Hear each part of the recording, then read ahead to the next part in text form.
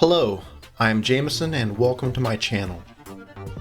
In this series, I am logging my weekly training as I progress from being at one of my lifetime lows all the way to completing a full Ironman triathlon.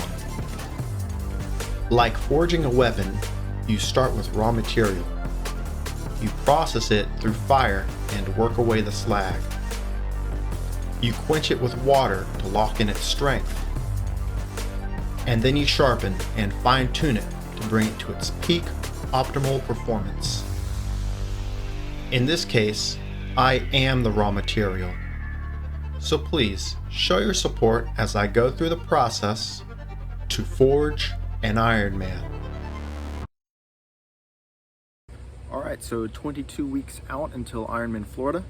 This is going to be just another short video. I do intend to start getting a little bit more B-roll to make it a little bit more interesting. But me getting back into the routine of training has been mostly just putting myself to it to try and get the work done. So next week I'll try to get a little bit more B-roll and try to plan out a little bit more for these videos to make it a little bit more interesting and something a little bit more marketable for social media. This blog style thing has been good for me for the start, just to try and get used to putting my face on camera. But if I plan to take this thing anywhere, then I need to start sorting out something that is a little bit more structured. So in the world of sports, becoming a professional athlete is considered to be very, very difficult. But there seems to be a gap when it comes to triathlon. After looking into what it takes to become a professional triathlete, I realized that it may not be as difficult as I once thought it would be. Not to say that triathlon is not difficult. I believe it's extremely difficult. But when you consider its popularity and the ability to get into it with all the expenses such as bikes and such, triathlon is still considered to be sort of new. So this whole training for the Ironman thing is sort of my initial trial for myself. Once I've finally competed and I can sort of get a good measurement on where I'm at, then I'll see if I want to continue. And if I think I'm any good, then I may be able to start racking up the points to get a pro license. As far as making any money at it, I don't know how that would work out, but it would still be cool to be able to say I was a professional athlete. But yeah, this last week I ended up doing another roughly 15 hours of training. I had a little bit of pain in my right chest.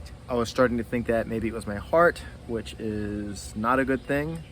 After moving and stretching around and taking some deep breaths, I finally determined that it was just my intercostal muscles around my ribs. And so after working with that a little bit, the pain went away and I feel pretty good. So after 2 weeks back doing this, I still have not really lost any weight. I'm still weighing in around 181-ish. It does fluctuate a few pounds back and forth between how much I eat and drink throughout the day. I do feel like I have been losing fat while gaining muscle. So right now I'm not really too concerned with getting myself back into fasting.